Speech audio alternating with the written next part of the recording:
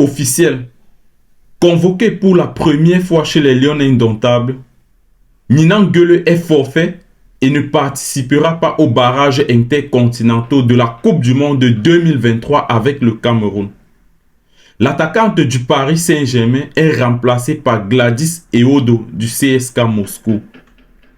Le sélectionneur des Lions indomptables, Gabriel Szabo, si c'était un coach sérieux, c'est que depuis la CAN au Maroc, il a démissionné.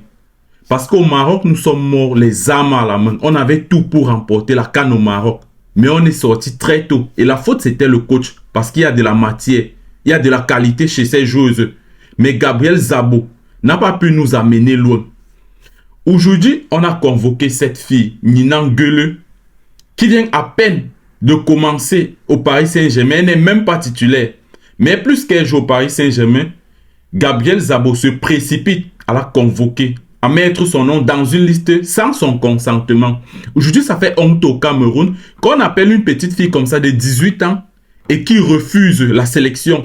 Mais posez-vous les questions, pourquoi est-ce qu'elle refuse? C'est parce qu'elle vise l'équipe de France. Ça, c'est son problème.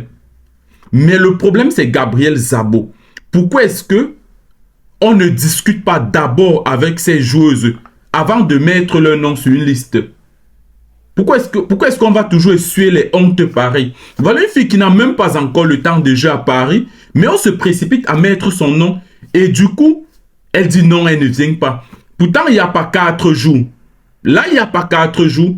Elle figurait sur la liste de Paris Saint-Germain en Ligue 1. Paris Saint-Germain affrontait le Havre. Ninan Gueule figurait sur la liste.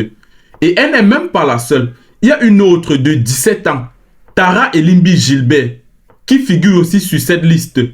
Mais contrairement à Ninan Gueule n'a jamais fait de sélection avec l'équipe de France. Mais Tara Elimbi Gilbert figure chez les U17. Dernièrement, elle a été convoquée chez les U19.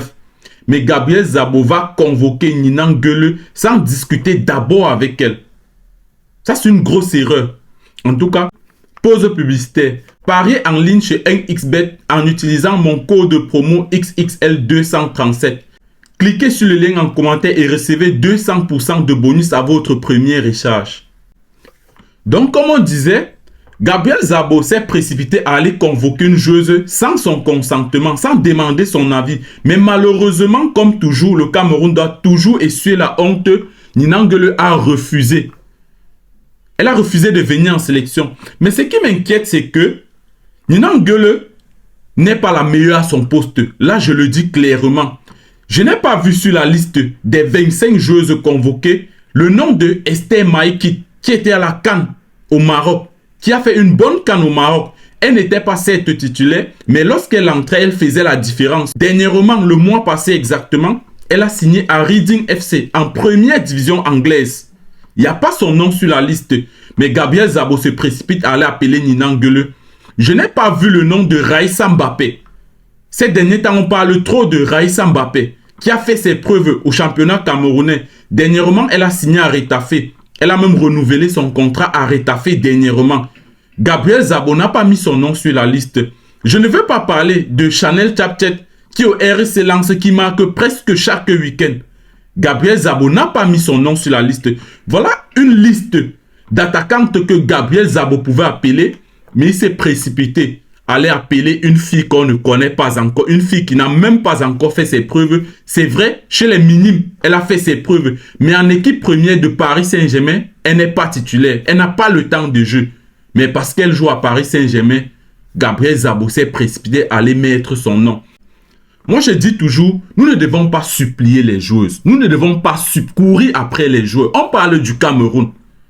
On parle là du Cameroun. Ce n'est pas une petite nation de football. Cessons de mettre la honte sur nous à chaque fois.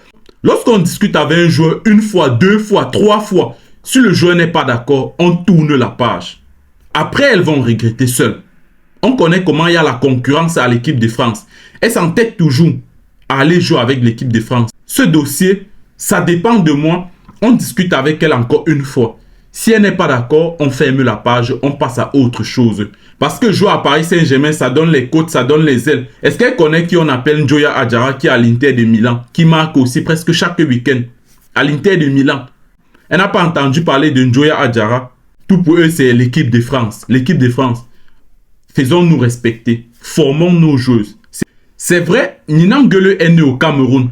Mais désormais, formons nos joueuses. Formons nos joueurs. Cessons de courir après les joueurs. Ça nous rabaisse. Cessons de courir après les joueurs qui nous manquent de respect à chaque fois.